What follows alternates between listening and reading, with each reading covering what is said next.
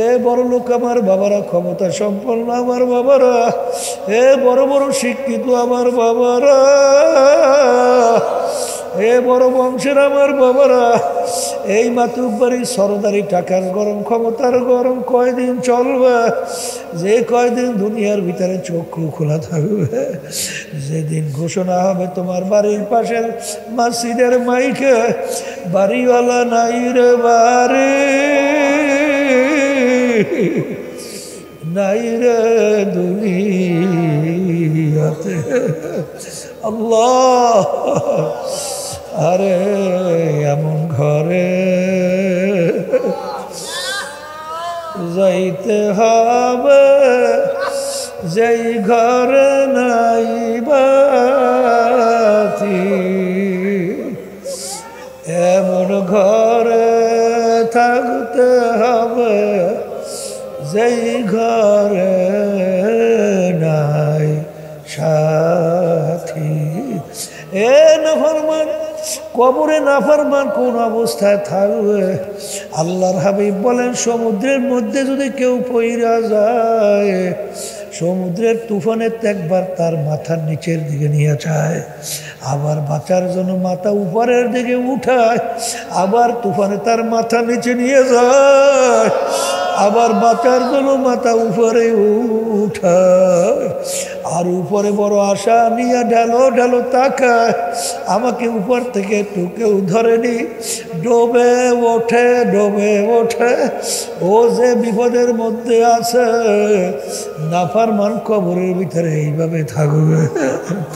আর যখন কবরের পাশ থেকে সন্তান যাবে, ডাক দিয়া বলে, আমার প্রিয় ছেলে, জাহান্নামের আগুনে জ্বলতে জ্বলতে আমার কলিজারা পুইরা কয়লা হইয়া গেছে, আমার জন্য একটু দোয়া করো। তুমি যত চিল্লাবা, যত কাঁদবা, শুনবেও না, তোমার জন্য দোয়াও করবে না। আল্লাহু আল্লাহ। এ দুনিয়াদার পাগল আমার বাবারা, এ মুসলমান আমার বাবারা, পর্দারের মা বোনেরা, আল্লাহ আল্লাহর হাবিব বলেন, হে আমার উম্মতেরা, কবরু রাউযাতুম মিন রিয়াজিল জান্নাহ আও হুফরাতুম মিন হুফারিন নার। এই যে কবর দেখো, এই কবর কিন্তু আসল কবর না। কোন আল্লাহর বান্দা বান্দির কবর একটা বেহেশতের বাগান হইয়া যাবে। আল্লাহ আপনি আমার জন্য, আমাদের সবার জন্য কবুল করে নিয়ে। আল্লাহর হাবিব বলেন, ও আমার উম্মতেরা, কোন নাফরমানের কবরের মধ্যে জাহান্নামের আগুন এসে পড়ে যাবে। নাফরমানকে কিয়ামত পর্যন্ত আল্লাহ জাহান্নামের আগুনে জ্বালাবে। আল্লাহ আমাকে, আমাদের সবাইকে মাফ কইরা দিয়ে। আল্লাহ রসুল বলেন, হে আমার উম্মতেরা, কোন নাফরমানের কবরের মধ্যে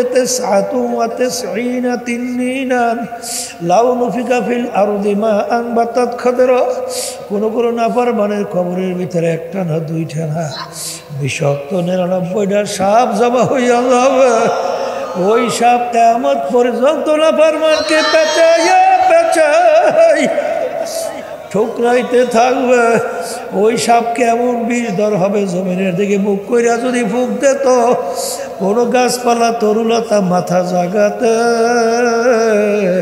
পারত না। এমন ঘরে যাইতে হবে যেই ঘরে নাই বাতি, এমন ঘরে থাকতে হবে যেই ঘরে নাই সাথী। এই জন্য আমার বাজানদেরকে বলো, পর্দারে মা বোনদেরকে বলবো, আল্লাহ আল্লাহ, বাজান অনেককে তো টাকা পয়সা আল্লাহ দান করছে, কিন্তু টাকা পয়সা দিনের রাস্তায় খরচ হয় না, আরে বিভিন্ন গুনার কাজে খরচ হয়। আল্লাহ আবার অনেককে কবুল করছেন, তাদের টাকা পয়সা দিনের রাস্তায় খরচ হয়। আজকে এই মাদ্রাসা থেকে 4 জন হাফেজদেরকে পাগড়ি দিলাম। আল্লাহ, এরকম 10 জন লোককে আল্লাহ রাব্বুল আলামিনের কাছে সুপারিশের মাধ্যমে জাহান্নামের হুকুম হয়ে গেল, বেহেশতের ব্যবস্থা করতে পারবে একজন হাফেজ এরকম 10 জনকে। আল্লাহ আপনি আমাদের জন্য কবুল করেন, আমাদেরকে আপনি হাফেজের আব্বা বানাইয়া দিয়ে, আল্লাহ আত্মীয় বানাইয়া দিয়ে। মালিক কিয়ামতের ময়দানে ইখলাস দিয়ে দ্বীনের কাজ করার তৌফিক দান কইরেন। আল্লাহ এই মাদ্রাসা যাদের উসিলায় হইল, যাদের সহযোগিতায় হইল, যারা করলো, এবং সমস্ত দিনই সহি মাদ্রাসাগুলো যাদের উসিলায় সহযোগিতায় হইল, সবাইকে আপনি দুনিয়া এবং আখিরাতে সম্মানের ব্যবস্থা করে দিয়ে নাজাতের ওসিলা বানাইয়া দিয়েন। আর মালিক আমাদের সবাইকে আপনি ভালো কাজের সহযোগিতায় থাকার তৌফিক দান কইরেন, খারাপ কাজের বিরোধিতা করার তৌফিক দান কইরেন। মালিক বাপরের দিকে তাকাইয়া দেখে, আল্লাহ জফুল কালাম আপনার হাতে। মালিক আমাদের দিলকে আপনার মুখী কইরা দেন, শয়তান এবং নফস এবং মানুষ শয়তান থেকে আপনি আমাদেরকে হেফাজতে রাখেন। আল্লাহুম্মা আমিন। আল্লাহ রাব্বুল আলামিন ফেরেশতা সৃষ্টি করছেন। ফেরেশতাদের ভিতরে কোনো খারাপ চরিত্র আছে? 24 ঘন্টা আল্লাহর হুকুম পালন করার জন্য দায়িত্ব পালন করে। কথা ঠিক কিনা? আল্লাহ রাব্বুল আলামিন পশু সৃষ্টি করছেন। পশুর ভিতরে কোনো ভালো চরিত্র আছে? সব উল্টো ফুলটে না? এই কোন জমিনে ধান খাওয়া যাবে, কোনটা খাওয়া যাবে বা যাবে না, এই বাদ দিছে না। এইবার কোনটা কি, এই কোনটা মেয়ে, কোনটা বোন, কোনটা মা, কোন এই বাদ দিছে না, যা সব উল্টো ফুলটা। এক কথা ওদের ভিতরে ভালো চরিত্র নাই। কিন্তু মানুষকে আল্লাহ সৃষ্টি করেছেন চরিত্র 2টা। কয়টা? মানুষের ভিতরে ফেরেশতার চরিত্র আছে না? এটা ভালো চরিত্র। খারাপ চরিত্র আছে। শোনেন, ফেরেশতাদের যে চরিত্র ভালো, এটা কি তাদের কষ্ট করে অর্জন করা লাগছে না অটোমেটিক? অটোমেটিক। আর পশুদের চরিত্র এটা কি কষ্ট না অটোমেটিক? কিন্তু মানুষের ভিতরে চরিত্র কয়টা বলছি? ভালোও আছে, খারাপ আছে। এক কথা ফেরেশতার চরিত্রও আছে, পশুর চরিত্রও আছে। এখন পশুর চরিত্র থেকে মুজাহাদার মাধ্যমে যেই আল্লাহর বান্দাবান্দি ফেরেশতার চরিত্র অর্জন করবে, কষ্ট কইরা অর্জিত সম্পদের মূল্য বেশি না কম? ওই একটা কথা আছে না, জমিদারের ছেলে জুতা মুছতে আছে গায়ের শাল দিয়া। শাল বলছেন চাদর, দামি চাদর। কিরে বেটা, তুই জুতা পরিষ্কার করো এত দামি শাল দিয়ে?